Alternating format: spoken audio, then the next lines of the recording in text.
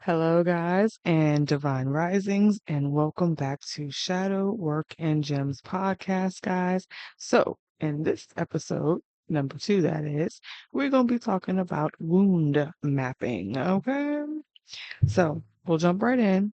No need to do any more than we've done as far as introductions. Okay.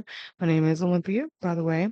So let's get into wound mapping. So involves exploring feelings of shame, guilt, anger, fear, or other negative emotions. Wound mapping helps pinpoint the root causes of these emotions by examining past experiences and identifying the patterns of those. Okay, so got my notes, guys.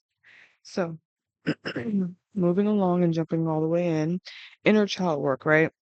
Is the key aspect of wound mapping. It's connecting with the inner child, the vulnerable part of ourselves that may have been hurt or neglected. Understanding the inner child needs and wounds is crucial for healing and growth. Okay.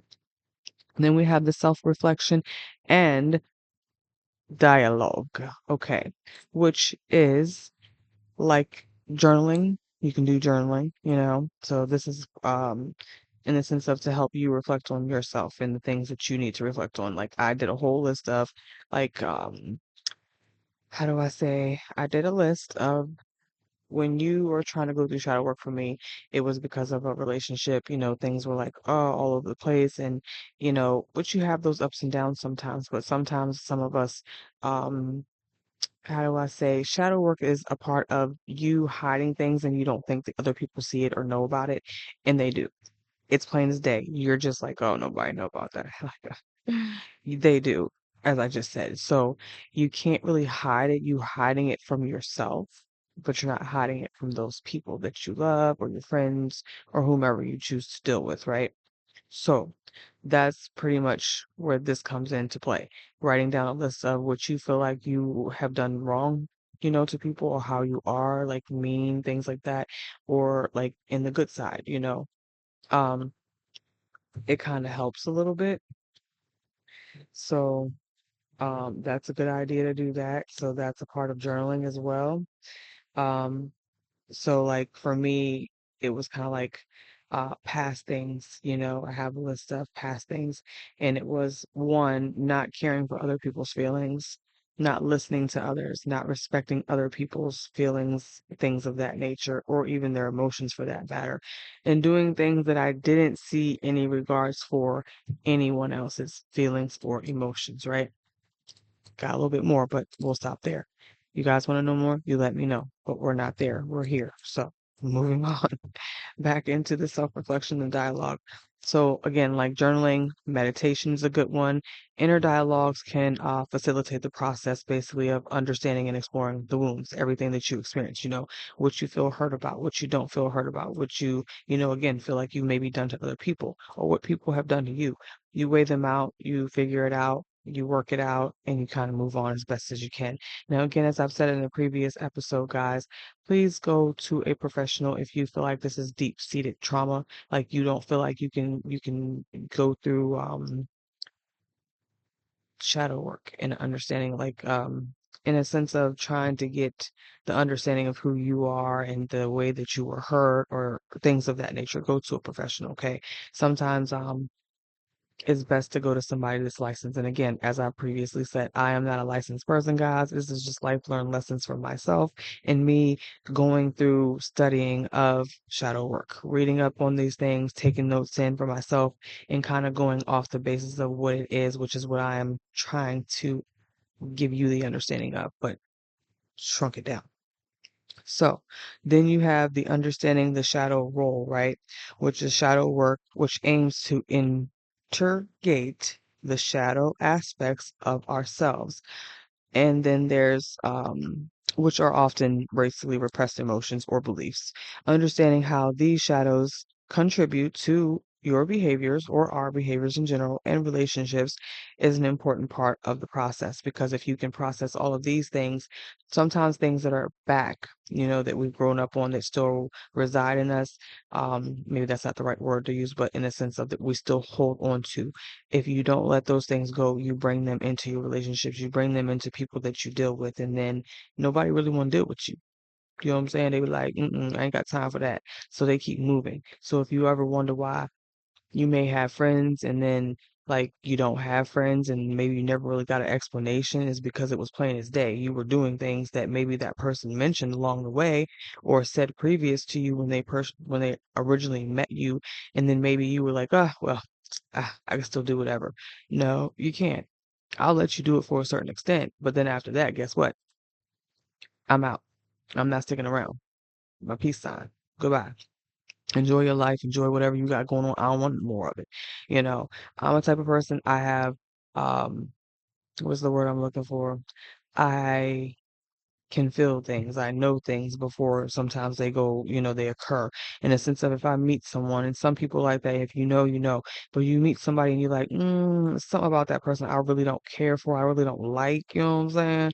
And you be like, I'm gonna give them a chance. Some people. For me, if I feel like that, sometimes I usually don't, but then I'm like, no, let me give him a chance because it may just be something that's maybe, I'm seeing it, but it's not there. You know what I mean?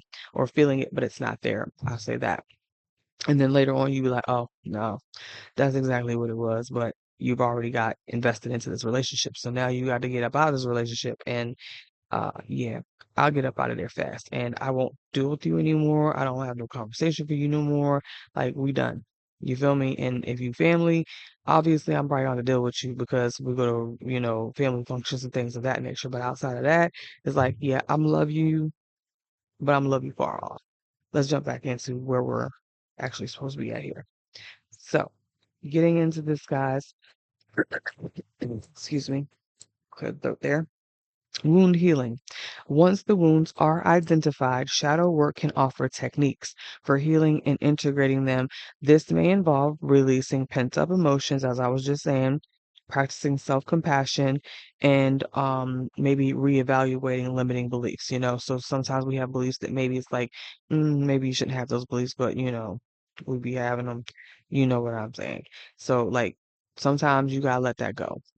Sometimes we feel like we know everything. Sometimes we don't know everything. We assume to know everything because maybe we've been, and done this and done that. But I'll say this to say, you have a lot of people in this world that go through a lot of different things. Therefore, when you meet someone and someone's trying to help you, no matter w- how, in a sense, they're trying to help you, as long as it's not hurting you, in a sense, listen to them. Even if you don't actually take it to heed, put it here. You know what I'm saying? It can go here and it can go out the other side, but take it here. It's like my father would tell me things growing up, and I'd be like, okay, I know everything. As a teenager, you know everything. Nobody know nothing but you. You know what I'm saying? They've been here way longer, but you know everything. So, no, listen sometimes. That's why if you listen, there's lessons, and sometimes you don't have to learn the hard lesson. You can just learn the easy lesson by listening, and that's really hard for sometimes some people. And me being one of those people, I'm better at it. I'm way better at it because shadow work gave me that understanding of, you can't be a certain way sometimes. And my thing is, I gotta have patience with a lot of things. Sometimes I don't, but who doesn't, right? Let's move on, guys, because I'll be talking about everything else. We're supposed to be here for shadow work. All right, so benefits, right, of wound mapping is in shadow work, obviously, because that's why we're here, right? Shadow work and gems. So, increased self awareness, understanding the root causes of your emotions and behaviors, and they can lead to greater and self knowledge. So, of course, knowing yourself better, understanding yourself better, and how you're triggered by certain things, that helps you. You can get over these things, make it a little smoother, easier, blah, blah, blah. Okay. So then you have the emotional healing, which is acknowledging and addressing the wounds that you can begin to heal and basically integrate them into your conscious awareness. So again, knowing these things, understanding these things so that you can basically help yourself and be gentle and kind and loving and caring to other people. So in a sense of, I say all that to say, when you do shadow work and you eventually learn to love who you are, because shadow is the shadow part of you that you don't, again, think everybody else is seeing, but they see it. But you like, nah, they don't see it. They do. So that's what I'm saying in that situation there. Okay. So then you have the personal growth, which shadow working can lead to significant personal growth, transformation, helping you to live a more authentic and fulfilling life. And it definitely does, because you have less BS in a sense, unless you cause your own. Because most of the time we cause our own BS, or people that we have in our lives cause the BS for us or help to cause or create it, right? So then you have the improved relationships, as I was just saying in so many words. Understanding your own emotional patterns can help you build stronger and more fulfilling relationships with others because you love you and you know who you are and you're not hiding you anymore. Right? Right. Okay. Let's just see what else we got here. Now, if you guys didn't already see the video for the introduction for my podcast for Shadow Work and Gems, and my actual channel for Butterflies and Tea, the introduction of the difference between the two, you may understand now. If you don't, go check it out and then you'll understand what I'm saying right now.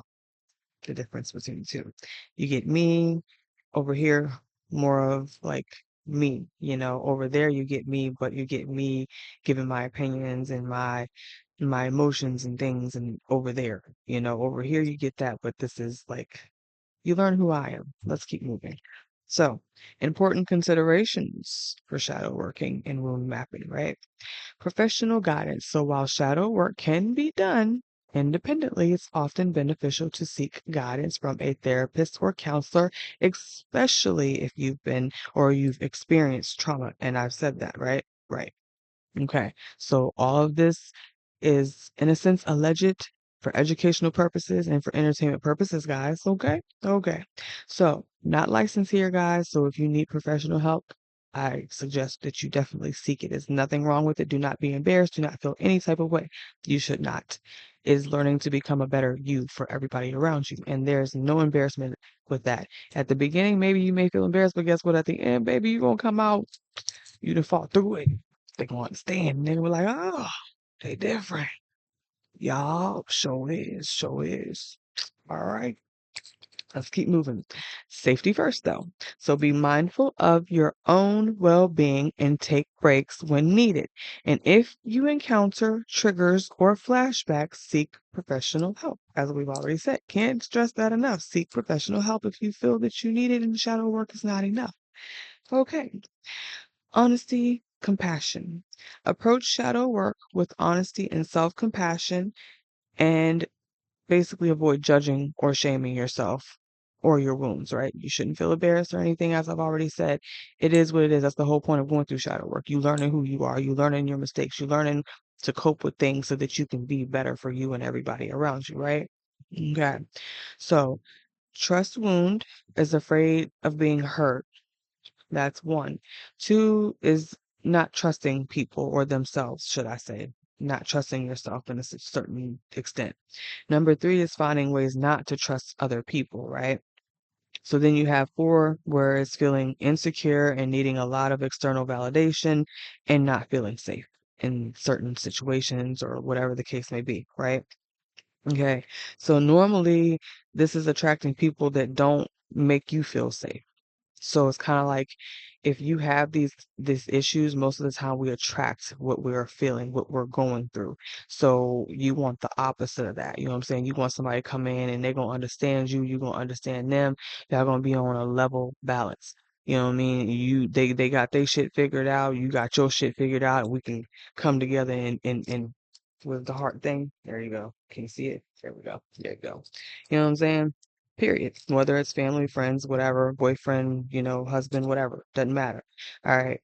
So let me double check before I move on, because there's a certain section here I got ahead of myself, and I want to make sure we're going in the proper steps. Okay, we're good. We're good. We're good.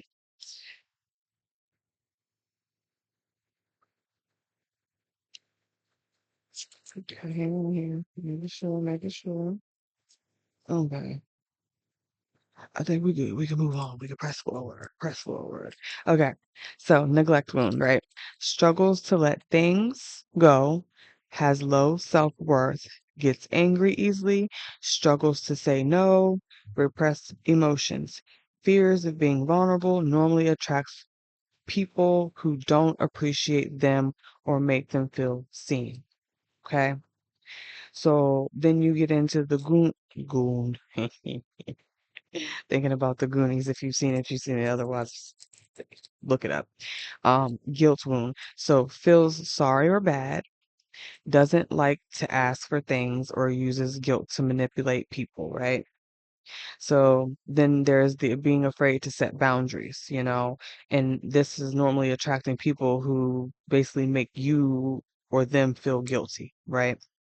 So then you have the abandonment wound that comes in, feeling left out. Then you have fears of being left. You hate being alone. And then there's the codependent, right?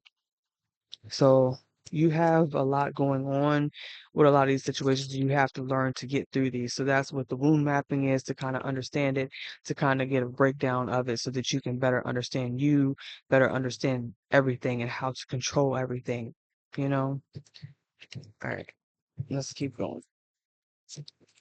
So then you have people that sometimes threaten to leave, and this is normally attracting emotionally unavailable people, or maybe you're the one that's emotionally unavailable, right? So then you have wound mapping exercises to do to kind of help you through this, okay? Because you getting the understanding of it, then you have to break down the part to really get deep in the sense of helping you. So this is involving identifying and understanding the specific emotions, traumas, or wounds that have shaped your personality and your behavior, which is identify your inner child wounds. As I said previously, you got to learn to understand everything, because if you've gone through something traumatic in your childhood that maybe you have flashbacks of, like prime example, I remember seeing, I'm sorry guys, I'm a little hot. I actually remember watching a video recently and there was a gentleman saying that, like, I guess sometimes the way that women are treated by men is because some men were traumatized by their moms when they were growing up. Like maybe they were yelled at too much or something. And so now when he has this woman in his life that maybe he really does truly care for and really truly loves, but he's traumatized by all of this yelling and the way, excuse me, the way that this woman, his mother, that is, was treating him, brings back flashbacks. And then he like, when this woman goes to yelling at him and doing certain things that's gonna bring that flashback to him, he might haul off and knock shit out of you because he didn't had a flashback of what his mom done. When in all actuality, he couldn't do that to her, but I can do that to you. You understand? So doesn't mean that it's right. No difference from a woman. It's still wrong, but it's the trauma. Okay? You get it, you get it. Moving on. So then you have four main types of inner child wounds, and those are the trust, the guilt, the neglect, and the abandonment. And it's possible that one of those can resonate with your own personal experience, as I was just explaining in so many words. So then we're going to move on. The why. Okay. So the why is because being hurt when you were a child can cause that deep pain you feel. So the exercise is to help identify the emotional wounds from your childhood that may still be affecting you now. And this leads to the negative behaviors and the thoughts as well as patterns that do not serve you well. So when you recognize and understand your inner child wounds, you can then gain better understanding of self-compassion, right? And when you gain self-compassion, well, hell, you got compassion for everybody, right? Not just you. Because if you want people to love you, care for you, stay around you, be around you, you got to have that first. It's just what it is. And some of it's all common sense, but some of us don't use our common sense. Some of us may have not grown up a specific way, but once we reach adulthood and be around and see things, you kind of should know the difference of what's right and what's wrong. And you can say, "Oh, I didn't know what was right." Yeah, you do. You're not a kid anymore. You know what I'm saying? And as you go along and see different people, you know what's right, you know what's wrong, you know what you want done to you, and you know what you don't want done to you. As my husband always says, do what you want people to do with you, in a sense of if you treat people a certain way and that's the way that you expect to be treated back, treat them good. Don't treat them messed up. Okay. So, anyways, and then laying the foundation for the successful shadow work journey. That's how you do that, basically. Okay. So then we're going to go into mirror gazing,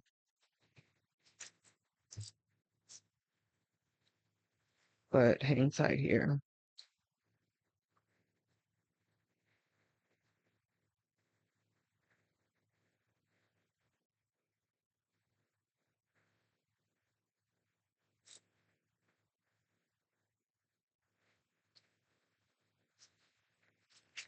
I'm sorry, guys. I'm taking a second here because I want to make sure I'm going, like, I want to break it down to the right steps, which is what I was checking before now, as I have it broke down a specific way. But I got so excited writing everything down when I was learning everything, I kind of put, the cart before the horse, and the cart can't go nowhere if the horse ain't going nowhere to drive it, you know what I'm saying? So, okay. Okay. So we're gonna go into um inner child work, right? Because technically,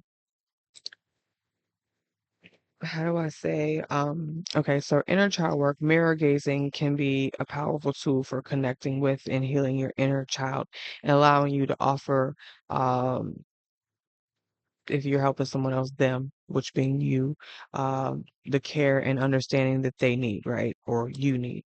Whoever, you know, you know what I'm trying to say. I hope. Let's just go with that. Benefits, okay? So you have increased self-awareness. You have the mirror gazing that can help you basically become more aware of your inner thoughts and your inner feelings. So you also have reduced negative self-talk.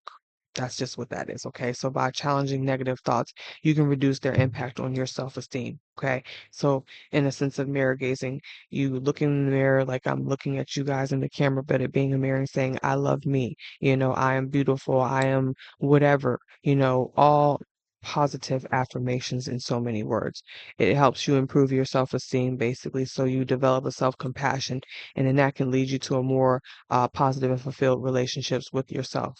And that's what you need. You need to love you. You need to love everything about you. Maybe you have an insecurity about something. Maybe you don't feel beautiful enough. Maybe you feel like you're overweight, you're underweight, something of that nature. For me, it was always about my weight in a sense, and then I've gotten to a stage where I'm older now and I'm like, who cares about my weight? As long as I'm healthy, I'm okay. Um, and then there's,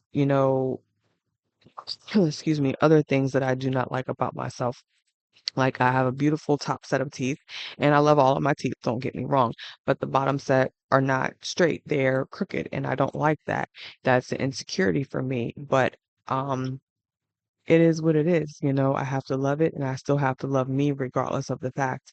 And that's just that. Now, you may say, well, why don't you just get them fixed? Well, at the time that I should have gotten them fixed, the dentist that I had was like, oh, it'll be fine. You don't need them. It's okay. Maybe later. So now it's the issue of once you get older, you need insurance. You need proper insurance, whether it's not enough insurance or the cost of other things. So I have to get some other work done before I can get that work done. That's there and we'll leave it. So just in case. That's just, again, one of my insecurities, that I try not to let bother me. It still does bother me a little bit, obviously, but again, it's an insecurity. It's okay. It's life, it's something that can be fixed if I choose to fix it eventually. And I'm working on it slowly, moving along because that's neither here or there. But an example.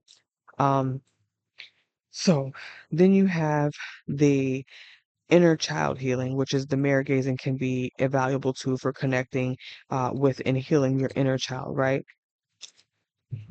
So then you have the decompression after shadow work, but before after shadow work, because we're not done yet, we'll move into mind traps. That is the main thing, I will come back and I will bring you guys the mind traps because I don't want these to be too long. Again, this is just a journey. I want you guys to sit and really think and contemplate on the things that I'm saying, the things that I'm talking about, trying to help on this journey that everybody I feel should be on. Because again, if we love us, we love everybody, and we can be more compassionate and more loving towards other people instead of not what is the word I'm looking for? Like um not so selfish. Okay, I'll use that word. That's not what I'm looking for, but I'm gonna use that word. But I hope you get what I'm trying to say. Anyways, we'll work on the mirror gazing, right? That's what I want you to do next. That's the homework. Work on the mirror gazing. Go talk to yourself in the mirror, baby. Talk to yourself. Tell yourself how much you love you, no matter what you feel. Whether you have big lips, gap teeth, crooked teeth, I don't care if you're heavy set, skinny, if you look like a toothpick, if you look like a donut. I don't give a shit. Love you for who you are because it doesn't matter outside of that, right?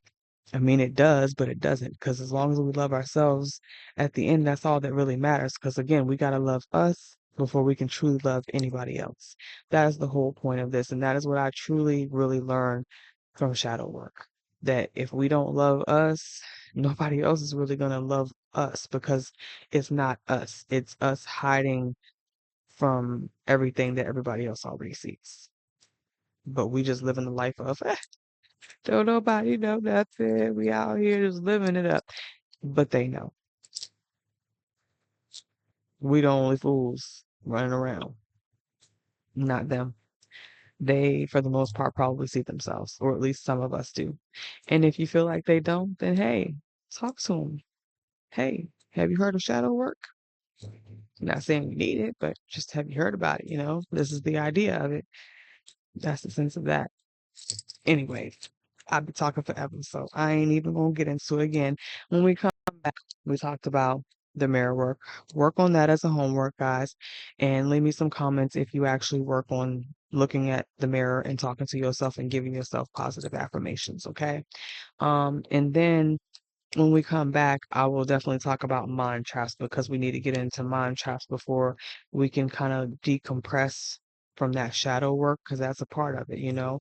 So when we come back again, work on the mirror gazing. When we come back, it'll definitely be about the mind traps, and then we'll go on to as I said, the decompressing. This is episode 2, guys, of Shadow Work and Gems podcast. Loving you guys. Have an awesome, beautiful day, and I am out.